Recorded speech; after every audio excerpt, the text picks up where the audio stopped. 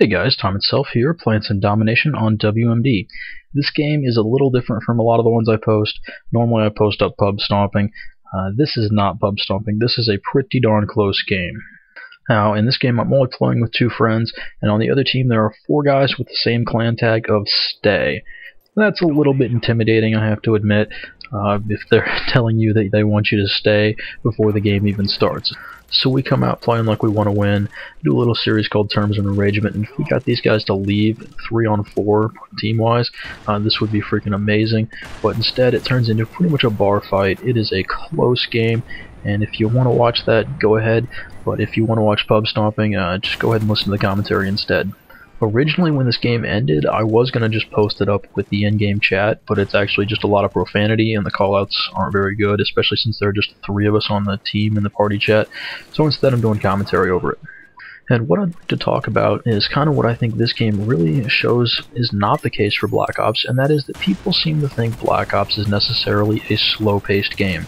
I'm here to tell you it is not, and for a long time I could not figure out why anyone would think this was a slow-paced game. I get more kills in a lot of Black Ops games. I have more kills per minute, especially just with my gun, than any of the previous Call of Duty games. I have gotten a little better, but I don't think there's that much of a difference, and honestly I think it's just the way Black Ops plays enables me to have those faster-paced, high-kill games.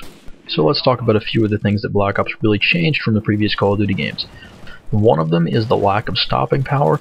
The guns have more recoil, it's harder to kill people. Now, a lot of people say, well, it's just harder to kill people, so the games are slower, but people still die pretty fast. And the real thing that seems to have changed to me is that the fights happen at closer ranges, but people still die incredibly quickly in this game. So the real result for me seems to have been that it's easier to move from cover to cover, and you're okay spending a little more time out in the open to try to get line of sight on an enemy, rather than trying to rely on your radar and walk around a corner already with your gun raised, knowing where they are. The other thing this has done is made it extremely hard to engage multiple enemies at the same time. You see it in montages all the time. You're spraying down 4 or 5 people a go, all looking at you, and okay, that's a montage moment, but in game, if you are face to face with more than one person, you are going to end up dying almost every single time. At least that's my experience. So does that lead to camping? And I have to say that does not lead to camping at all. Because if you're already camped back into a corner and more than one person comes around a corner looking for you, you don't have anywhere to back up to, and that just gets you killed. Again, that's my experience with it, is that I am better off being aggressive, and if I get in over my head, then I back up, try and get some cover, and collect myself. Now, probably the most frequent reason cited for Black Ops being a slow-paced game is Ghost. At least nothing there to offset Ghost with something like stopping power, so everyone runs it and no one can find where anyone else is. I will agree more people run Ghost than in previous Call of Duty games with stopping power, but I don't think Ghost alone is at all responsible for this. Oh my god, look at him go. Look at him charge B. Wow. But Ghost doesn't matter if your team isn't putting spy planes up. Doesn't matter if the other team is putting counter spy planes up. And if you get a Blackbird, Ghost doesn't matter then. The 2 things that Ghost benefits the most from in this game are the erratic spawns, so you have no idea which direction they're going to be coming from, and the terrible sound, so that even if a guy's in 10 feet of you, you can't hear him running. Now obviously there is a difference between the objective game modes and Team Deathmatch. In Team Deathmatch the objective is pretty much to not give the other team points, to not die, and so, maybe if playing Ghost there lets you not die more, that makes sense. I think as much as anything, smart Team Deathmatch players tend to be more cautious, and that more than anything else will slow down the game. Another one I've heard a fair amount of is that kill streaks not stacking slows down the game, and I think the biggest thing that does is just make kill streaks less prevalent. For me, kills with kill streak rewards don't make for fast-paced games at all.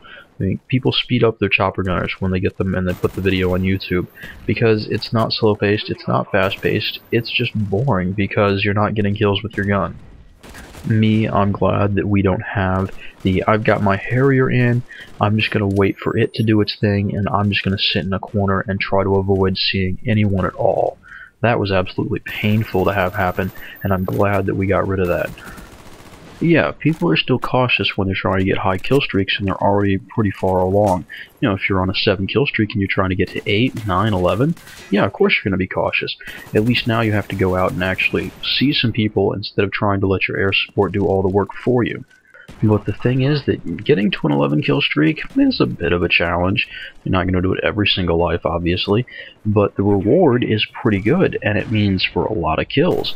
So if playing slow paced to try to get to that 11 kill streak means that you get that potentially very lucrative reward, then yeah, you're going to see more people playing cautiously.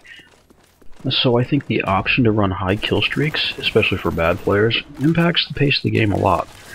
Okay, just to point out the difference between this game and a normal domination game on this map, the heat map for this game is on the top, the normal domination game is on the bottom, and on this game you'll see there is so much action going on around B, there's a little bit around C and A, and the rest of the map, not too much going on. And then on the bottom, a normal game, we're just working around the outside of the map where the spawns are, and you know, there's a little bit of action towards B, so you can tell it was actually a domination game, but otherwise it almost might just be a team death game.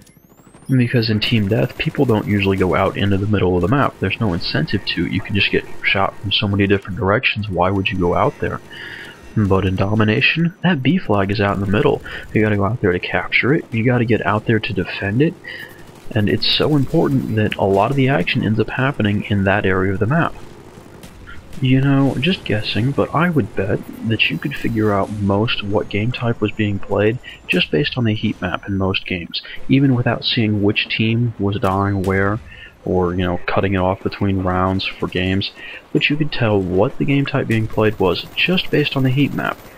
Except when you get people who aren't trying to play the objective.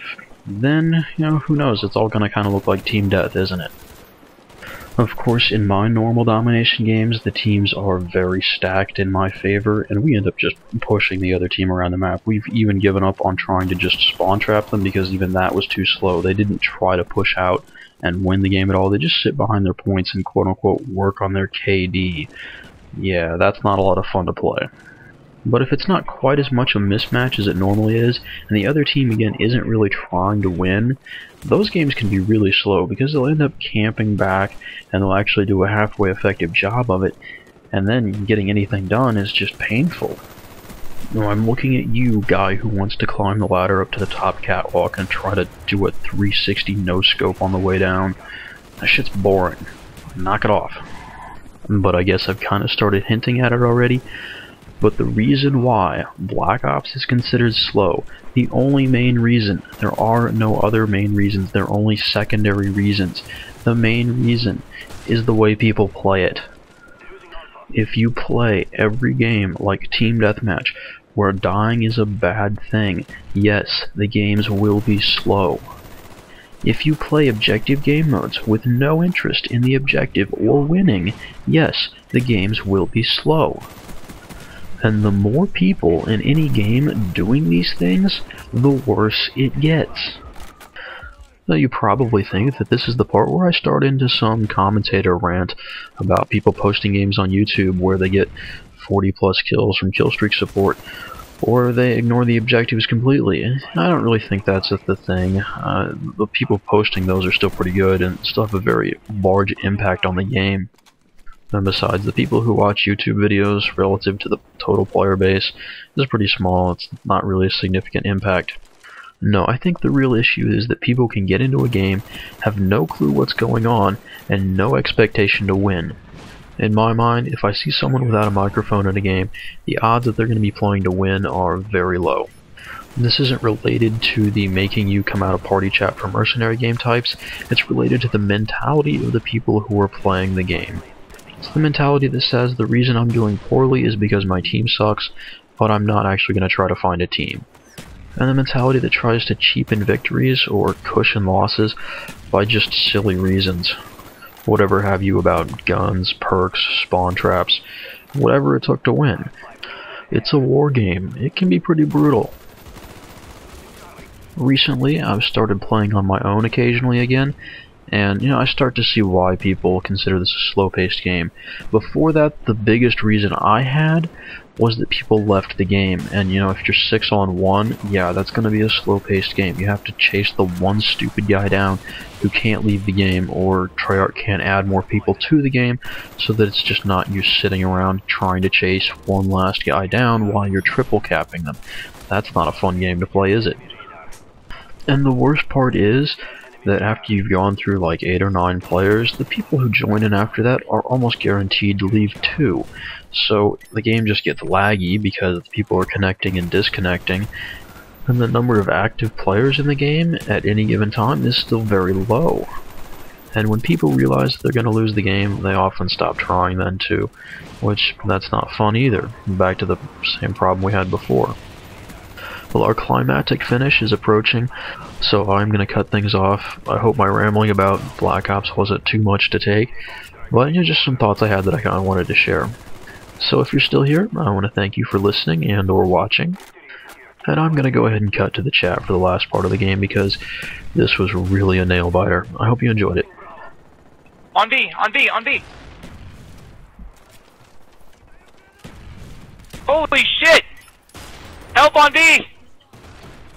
Coming, I'm here, I got black jacket. Yes! And we I win killed with 4 one! of them as they took it.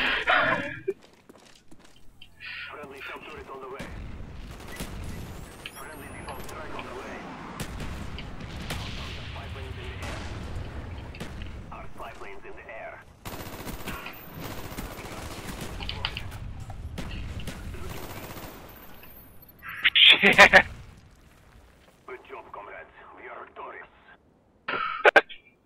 Fuck yeah!